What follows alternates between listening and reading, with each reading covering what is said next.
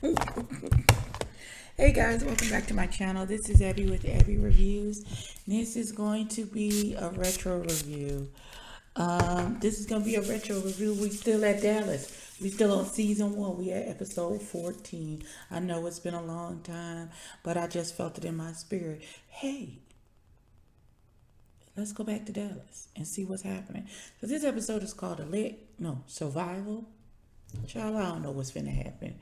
Let the misogyny and craziness begin. Okay. Let's get into it.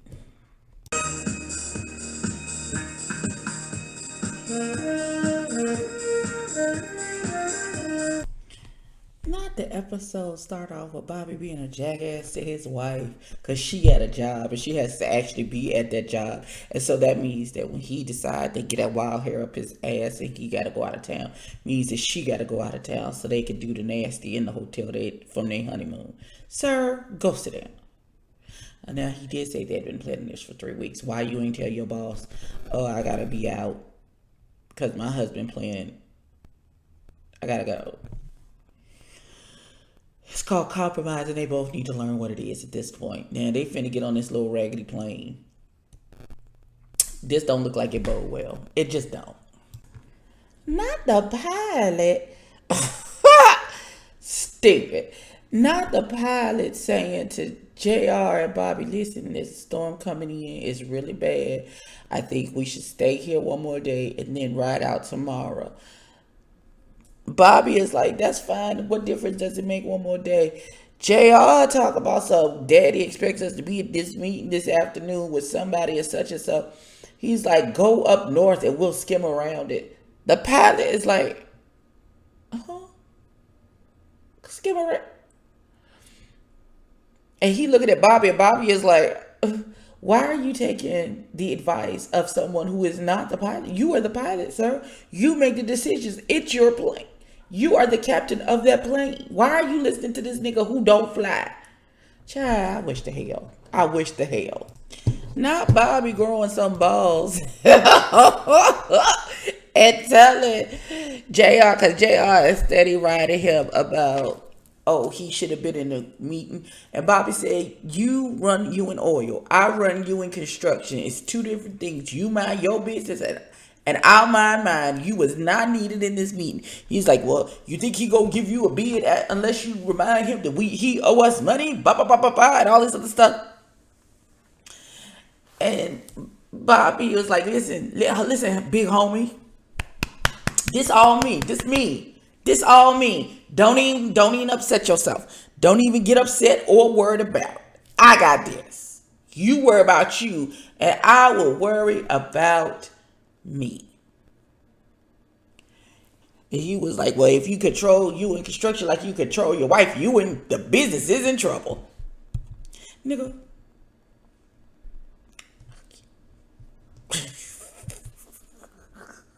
Only Bobby K said that on TV, but that's what his face said. That's what I read in his face. Now they getting on this raggedy plane, and the storm is coming, and the pilot already said this is not a good idea. I feel a crash coming. Not Jock being a dickhead to the doctor doing a house call. And he was like, I hope you know you the only house call I do, and you don't make it a joy.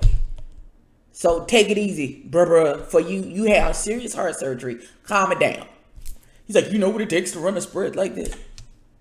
What I said. Now you can either do what I said or be dead. What you want to do? Like, what you want to do? Jock don't give a damn about nothing that man talk about. Now, okay, so Pam says, okay, this is cute. And she's talking to her boss. And she was like, I'm going to go get my man. Because my man. And the boss was like, if my man looked like Bobby, I would go get him too. And she was like, okay, so she going to get on a plane. And she going to head to Dallas. She calls the house and talks to baby girl and tells her, yo, tell Bobby to come and pick me up from the airport. I'll be there at such and such time. So we then go to Sue Ellen, who was at Pam's brother's office, and she tells him the story of how JR, she was going to adopt the baby, and JR done took the baby mama and hid her from her, and now she don't know where he is, and can you find her for me? He was like, and even if I could find her, you can't adopt her without your husband's permission, so what are we doing? And she was like, there's no way. He was like, eh.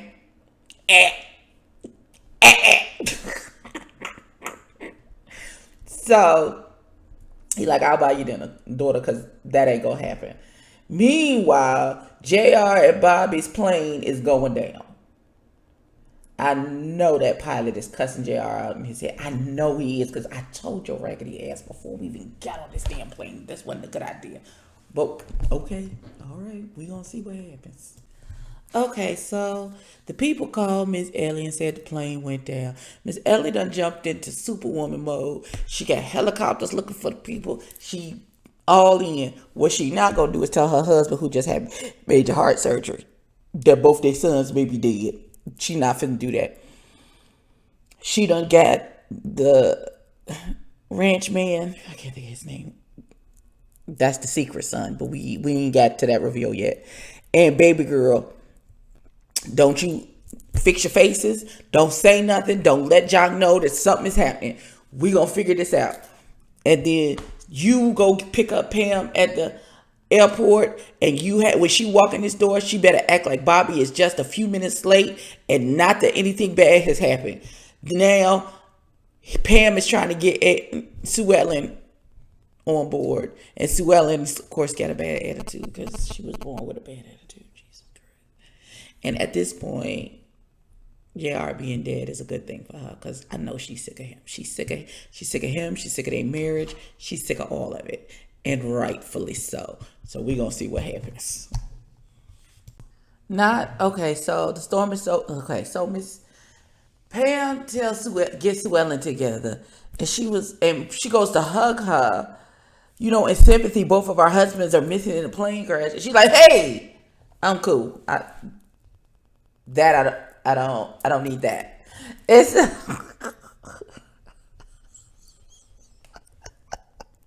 I'm sorry, that just tickled me. I don't know why. So Miss Ellie come in and she distraught, and she like, they can't see them, and they's like, the storm is too bad. They can't see, the people in the helicopters can't see where the plane went down, and they can't find them. So they have to wait until the storm is over, and now everybody is distraught. Miss Ellie said, I can't lose both of them. You might not have, you gonna have a choice. Both of them coming back, don't even matter. But still, sad, very sad. But how very Game of Thrones would it have been if both these fools died in the first season? Oh God, that would have tickled me. Okay, I'm moving on. Now, baby girl just read Sue Ellen for her braids. Okay. So we all know baby girl is the daughter of the youngest son, Gary Ewing. And Gary and the family just don't get along. He came for a minute and then he left again. So baby girl calls to the casino where he was working as a dealer, and she was like, I'm trying to find Gary Ewing. You know, he used to work here. If he's not still working there, do you know where he works at now? Oh, she's on the phone, and then here come. So what I'm talking about, you can at least wait till they're dead. He's gonna come here and take over and be in charge. She was like, he's their brother, stupid bitch. He deserves to know. He deserves to be here with his parents. If both of his brothers is gone and he's the only surviving son left, he needs to come home and be with his parents. And she was like, unlike you, I'm not money hungry. And she was like, you brat. And then tried to smack her. And she was like, yeah, I'm a Ewing brat, born into this. I bet you wish that you had a Ewing brat of your own. Because otherwise, how else are you going to be able to take over South Fork if JR's dead? You can't. Because you was just a wife and you ain't got no kids. Ooh, Sue Ellen's face is on the floor. Do you hear me? On the floor. Child, give Sue Ellen an Emmy, because daughter is going through it. They is reading her for blood. So Jock is still unaware of everything that's going on. The papers done found out that the plane done went down. Miss Ellis said lock down the ranch. Nobody, no trespassers. And if you find something, get them off my land. Don't nobody make it up to the house. I said, oh, okay, well, all right. Well, all right. And then Sue Ellen try and get, Pam came to get Sue Ellen. She's like, okay, that's enough liquor for you, daughter. You doing too much. And then she started calling Pam all sorts of gold diggers and how many niggas paid your bills before you found Bobby to pick up the tab and all these other stuff. Oh, she was really giving it to Pam, and Pam smacked the piss out of her and told her, listen, ho, I done always had a job. Just like I got a job now, I had a job before. I paid my bills. My bills was paid, daughter, unlike you. And then that broke poor Sue Ellen down. And she's like, do you not understand what happens if JR is dead? She's like, I lose everything. I don't even have a child. And I wanted one. Oh, so bad. Oh, that poor thing. Oh, somebody come get her, Jesus. Come get her and scoop her up, child. Because baby, she's falling off the cliff. Falling off the cliff. Jesus, fix it. Holy Ghost. Okay. Not Miss Ellie done closed the ranch down because she don't want the press getting on there because she don't want Jock to know. And she done put Jock to bed. Or so she thinks. And so she's having a conversation with Ray. And he was like, we've had a couple of them come up to the ranch. They tried to interview some of the ranch hands, blah, blah, blah. But we got like a pretty tight lockdown. So it's late in the evening. So somebody is knocking at the front door. So she goes to the door. And it's the man who called her on the phone that she done cussed out one time before. And she was like, so you and how did you get, she's like, how did you get here? And he was like, oh, a couple years ago, I did some story on the ranch. And I remember there's this road that leads into the feed lot. He was like, okay, we'll take care of that. She said, so you and your infinite wisdom thought it would be appropriate to bring your raggedy ass up to my front door this time of night over a damn story about my sons being missing in a plane crash, and you thought that this was the better part of valor to try and get to a scoop to talk about this? That's what you thought? She was like, no, that's some rodent shit. So I'm gonna show you what we do with that. She told her, get the shotgun. And the press man is like, wait a minute. Listen, wait a minute. And she's like, oh, no. Stay right there. Get my shotgun. She said, bring your ass back here one more time. I'm going to shoot it off. Don't you bring your ass back on.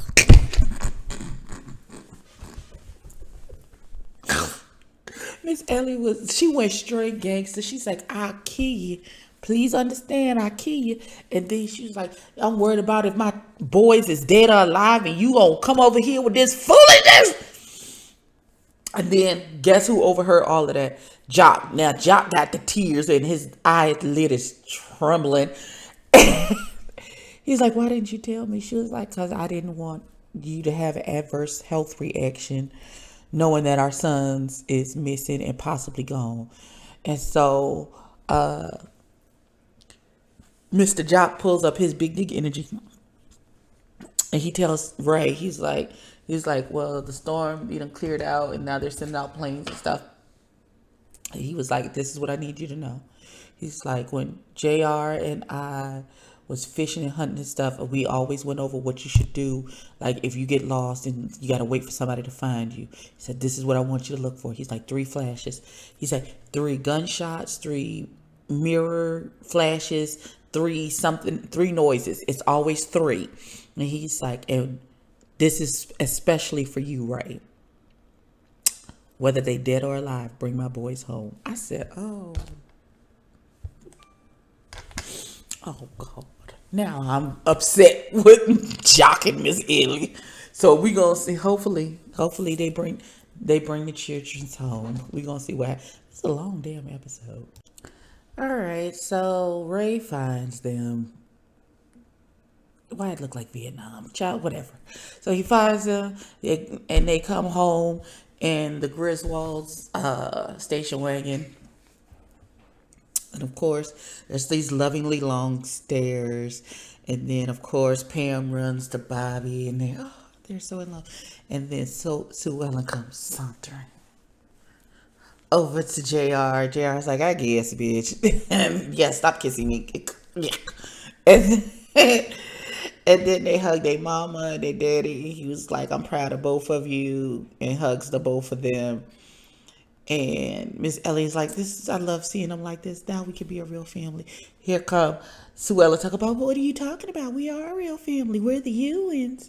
And she was like, I gotta go because JR needs me.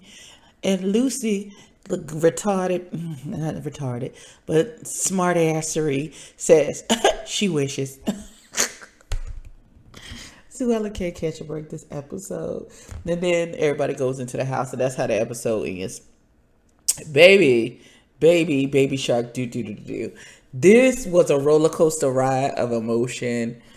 Baby, tomorrow we gonna listen. I'm gonna finish season 1 this before January is over. So just be prepared for a lot of retro reviews of Dallas, because shenanigans shall abound. I will see y'all later for something else. Peace out.